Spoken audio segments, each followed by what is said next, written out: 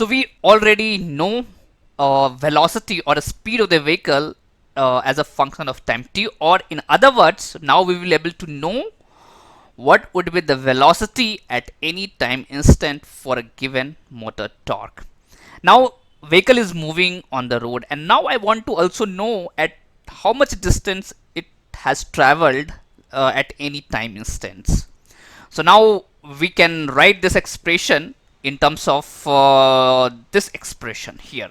So here what I have done, v I have replaced with ds upon dt is equal to root over b by a multiplied by 1 minus 2 divided by e to the power 2 root over a into b times t plus 1. And in the next, just I have taken this dt this side, and now if we integrate both side, we will able to get distance as a function of time t. So let's integrate these equations and let's see what expression that we are getting. So what I have done, I have integrated both side and then put the limit from 0 to t, and this expression remains the same as the previous one. And in the next, what I have done, I have divided in two parts. One is here and one is here, because this integration is very simple.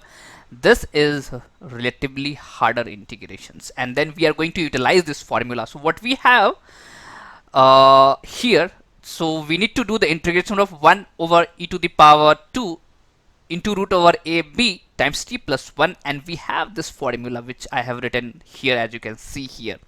So what we know from the formula, integration of 1 divided by e to the power x plus 1 into dx is equal to x minus natural log into e to the power a into x plus 1 divided by a, and this formula we are going to utilize to solve this differential equation. And if you do that from your end, you will end up this distance is equal to 1 by a multiplied by natural log e to the power 2 into root over ab times t plus 1 minus root over b by a times t minus natural log 2 divided by a.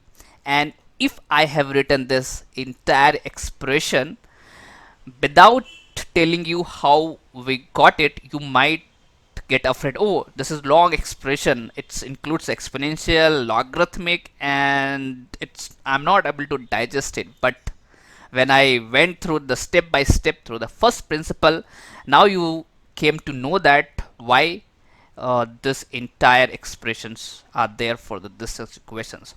So finally we achieved our mission. What we did, or what we solved here, or what we got here, distance, which is nothing but the function of time t, and this all formula are going to put into the Excel sheet, and then we will come to know at any time instant how much distance the vehicle has traveled.